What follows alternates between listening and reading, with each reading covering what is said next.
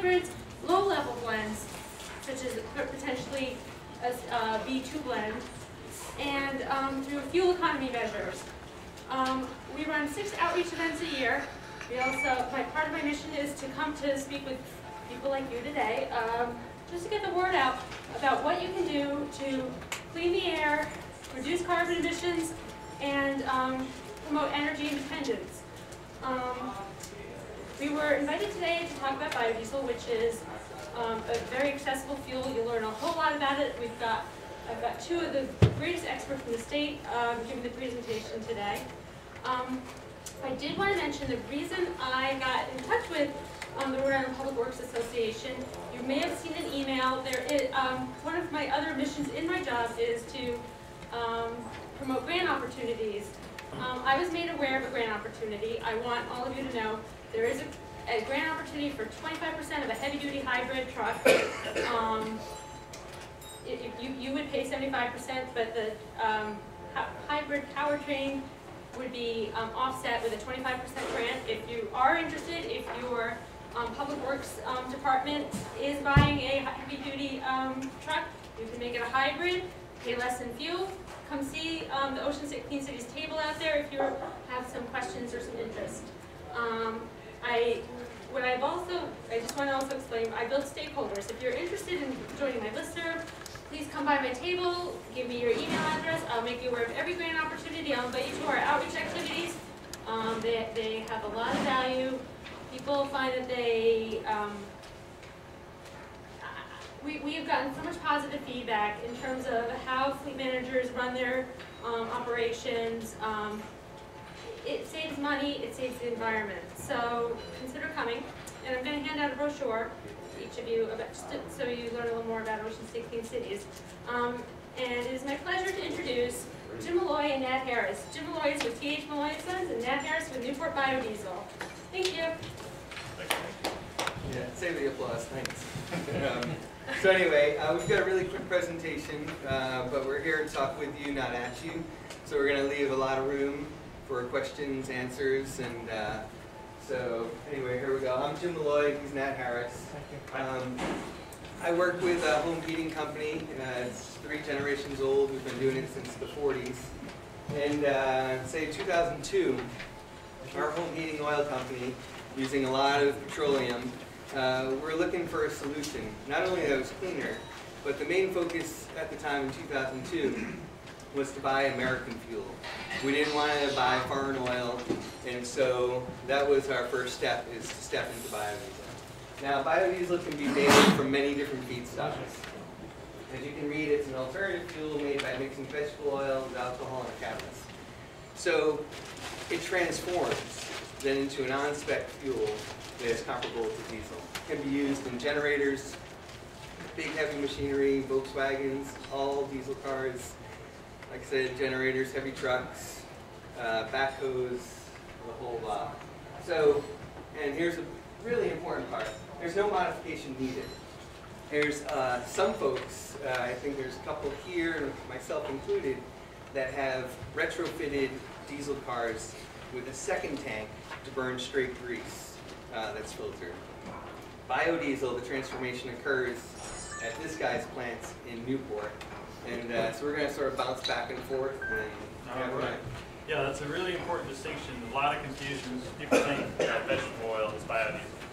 But if you took the vegetable oil that we collect, dumped it in your tank, shut your engine down pretty quick. So what we do is we strip the glycerin out of vegetable oil through a chemical reaction, and that gives us a fuel with the same viscosity as diesel fuel. So it's a drop-in replacement for diesel.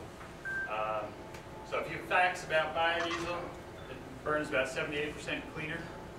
So if you're running heavy equipment, you don't see any black soot coming out the pipe. Plus you smell, the aromatics are gone. It smells kind of like French fries a little bit in the higher blends.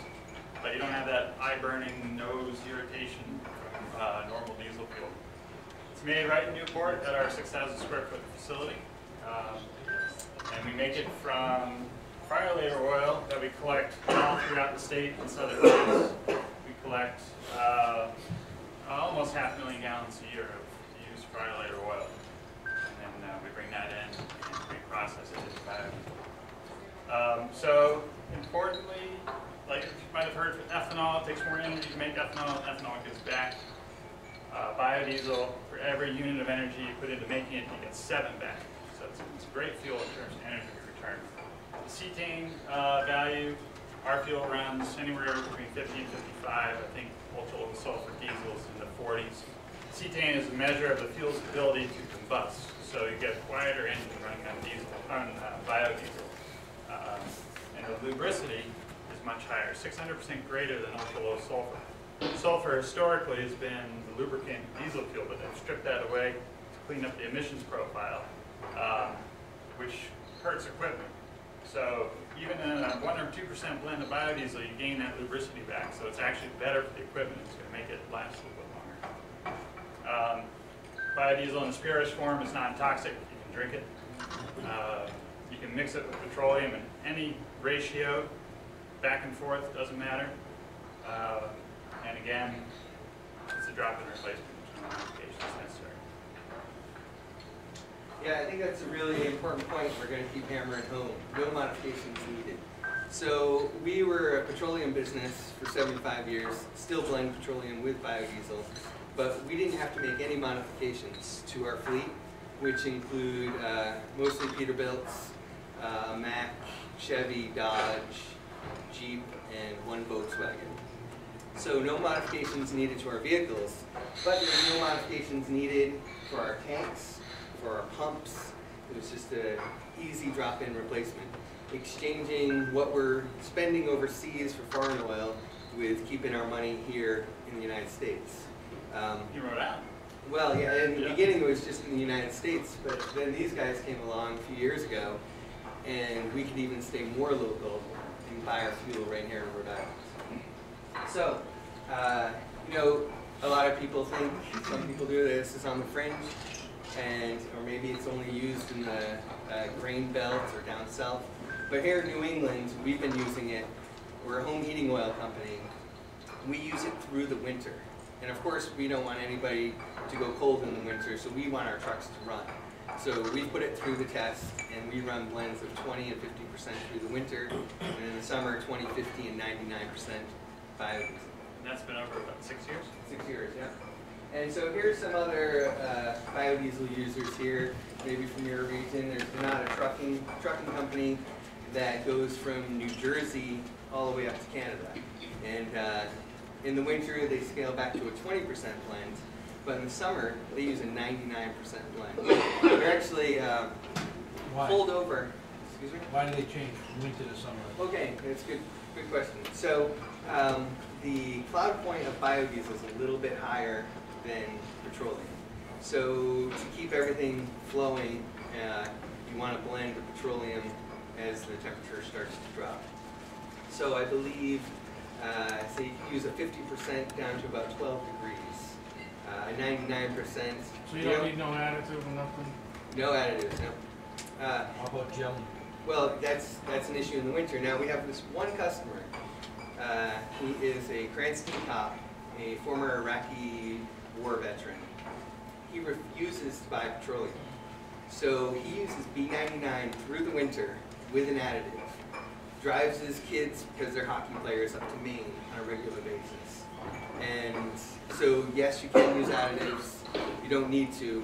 Most of us blend petroleum through the winter time, but there are folks who use it year-round. Most fleets use, when we refer to B, like B99 or B20, that's a 20% blend of biodiesel. So B20 is a very common blend that's used in commercial fleets. Yeah. And I would say that's definitely our most popular blend. But Sonata was once pulled over in New Jersey. You know, roadside check. New Jersey State Police pulls them over. They do an emissions test. And the readings were so low, they thought, you know, the machinery was broken. Had them sit on the side of the road, had another officer come with a new machine to test the emissions. Well, they thought that one was broken too. And I kept saying there, you know, biodiesel, the emissions are so low, we can't even detect them. And so eventually New Jersey State Police believed them and let them go. So they are one of the biggest fleets and the highest blend users in the state, based on the socket. How's the expense on it? A little bit more than regular? You know what? It has been the same price or less expensive for about 4.5 years, based mostly on the fact that it's like this 37-mile radius from where the feedstock's picked up, where it's produced, and then how it's redistributed across a very small state. And I'll touch on another point. We'll see another slide, but I'll tell you now. Last year, we had the Rhode Island legislature waive the tax on biodiesel produced in the state. So there's a great cost savings. And this is really great because it's across the board. You know, it's like Republicans, Democrats, progressive, independent, all saw the value of supporting local economy. So the trucking company that buys it doesn't have to pay tax, road tax on it? You don't pay road tax on it. On the biodiesel portion. Exactly. So if you got a 99% blend, you're not paying, or almost, Yep, virtually yep, nothing. yep. Which, yeah, you're only paying road tax. So generally, a 20% blend would have a 25.6. You're only paying 80% of the tax. Exactly. And the higher blends, which many of the customers who have listed there, they range, you know, summertime, a lot of them go with 50% blends. And it's across the board, you know, from small little sporty Volkswagen to heavy-duty machinery. Well, sitting, if the fuel sits in the tank, Same life as diesel fuel. it doesn't go rancid. I mean, it's a food product, so Right. I'm thinking if I had a So double odd sitting Yep. out in the sun for a while, it's gonna go rancid and turn into an Yep. acid and start eating it inside No, of the we injector. treat the fuel with what's called an antioxidant to keep it from breaking down. So it's got, 6 months to 1 year shelf life. Same with diesel, but you want to keep it dry, you want to keep it cool, dark. So does it grow old, speaking of that? Yeah, More same prone, as diesel. Yep. 6%. Yeah. You don't have algae problems. So again, yeah, no extra modifications, no changes to the way you treat your diesel. It's not like if I heat oil in my house, Yep. say, you know, just sit in the tank, maybe I'm not gonna use it for the summer. Yeah. So it's just gonna sit in the tank for 6 months. Yep, Is that's that fine. gonna grow mold or rot the tank, eat the tank? No. No, I mean, you don't want to sit on it for 2 years, but you wouldn't want to do that with your heating oil or diesel. Right. So yeah, this has really helped Rhode Island small business starting out having this tax incentive to help move fuel, because you know there's a lot of people, myself included, where I definitely appreciate the environmental benefits.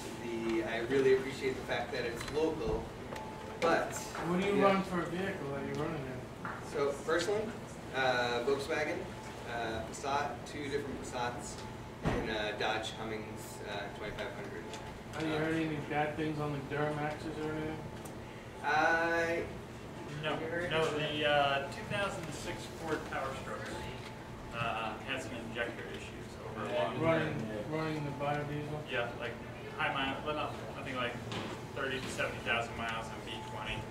The tips were getting fouled or something. But I got an 06 Duramax and I just wanna, yeah, I haven't heard anything about Duramax or Cummins, Mercedes, Caterpillar. So the OEM pumps and all that is fine?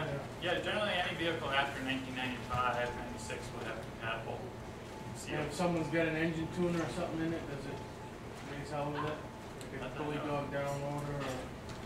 Yeah, I don't have any experience with that, but really shouldn't see any change. 'Cause I don't have a cat or nothing on mine, I just got a regular turbo back Ford, Yep, with a bully dog and. yep. Yeah, well, let's zip through these and we can open up the questions. So on-spec fuel obviously is extremely important. We have the in-house lab. We test every batch that we produce. We produce batches 2,300 gallons at a time every day. And then we partnered up with Yukon over at stores for regular checks of our fuel to make sure it's meeting specs. So ASTM's got a spec just for biodiesel. So it is something, that's a legitimate fuel. What's the alkalinity you run that at? The what? The alkalinity of that? It's neutral. Neutral? Yeah. Yes. So, locally produced biodiesel. It's better for your equipment. It's got a cleaner emissions profile. It's better for the local economy. Don't need to modify anything to use it. And it's a quality product. Yeah. Anything else? And so now I think our point is to open it up to everybody and have questions. So, more questions? So, Fire away. a couple of important points to think about is cold weather performance. Our fuel gels right around freezing, 32 degrees. So in the wintertime, you got to blend it with diesel fuel. As Jim was saying, That's where I was going. yeah, B50 blend, 50% is good about 14, 12 degrees. E20's good well below zero. We run straight biodiesel in our vehicles April through, I think about mid-November. And then we switch over to the blend. And for us in our business, we have Peterbilt's. They don't really want to go over B50. We usually run 20% in the winter, 20% winter, 50 in the summer. We have, utility vans, Chevy, Dodge, Ford. Those all use 99% in the summertime, 50 in the fall. When it really gets cold in the winter, scale it back to a 20. So, we definitely want, each vehicle is a little bit different, and we've been working with it for 6 years, so we've been pushing the envelope for a while. Generally, across the board, people use 20%. And so there are many blends available to fit whatever comfort level and start working it. Now, it does work as a solvent, so you wouldn't want to put the B99 in a tank that's burned, on about 100,000 miles. It's going to just stir up all that good, send it right to your filter, and you're going to shut down pretty quick. Yeah, so it's good to progress up through the blends. Now, how about throwing it into the storage tank? Is it going to do the sort of thing?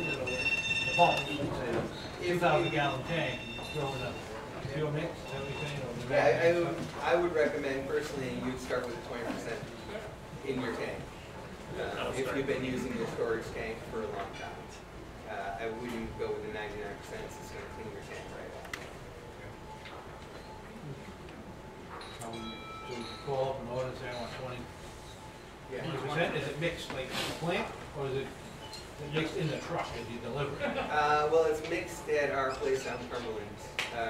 We have a couple of facilities like in Providence, we'll do some blending. They produce the pure biodiesel, and we pick it up and redistribute whatever blends need to be distributed. So we blend it up in many different tanks. We have a few blends available. Yeah, and if anyone in here is thinking about using it, I would take your oldest. Do you have any pumps over in Newport? Or just Florida? Yeah, come to us. Yeah, you can't get a blend there. You have to do blending in your tank. Yeah. Somebody with a half a tank, fill it up. Yeah. Yeah. If you're thinking about using it, take your oldest, crappiest piece of equipment, put biodiesel in it, and you'll notice the difference. Quieter, less smoke. Performance value is the same? Yeah, yeah, it has Probably it. better. Yeah, But if she because takes of the 50, lubricity. that's better than a lot of Yeah. regular. BTU content, pure biodiesel, 8% less. That's often made up, depending on the engine, with lubricity. Fuel mileage would probably be different, better too, right? No, generally don't see much of a change. Yeah, about the same, depending on the vehicle. Yeah. Well, I found something a little different actually.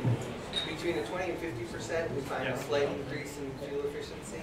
Anything below 20% or above 50%, it goes back to pretty much what petroleum, the efficiency of petroleum.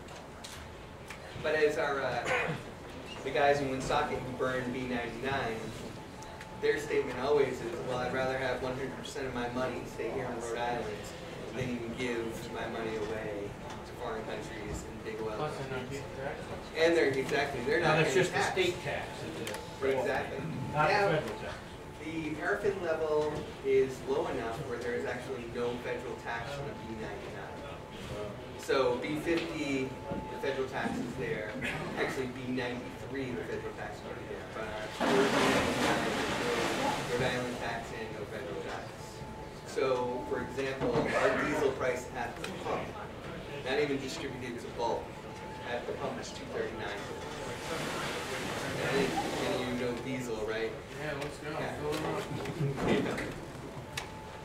Yeah, I think I was seeing all around. You know, it's like 319. 319, 309. I saw 299 Yep. yesterday, but that's about as low as it goes.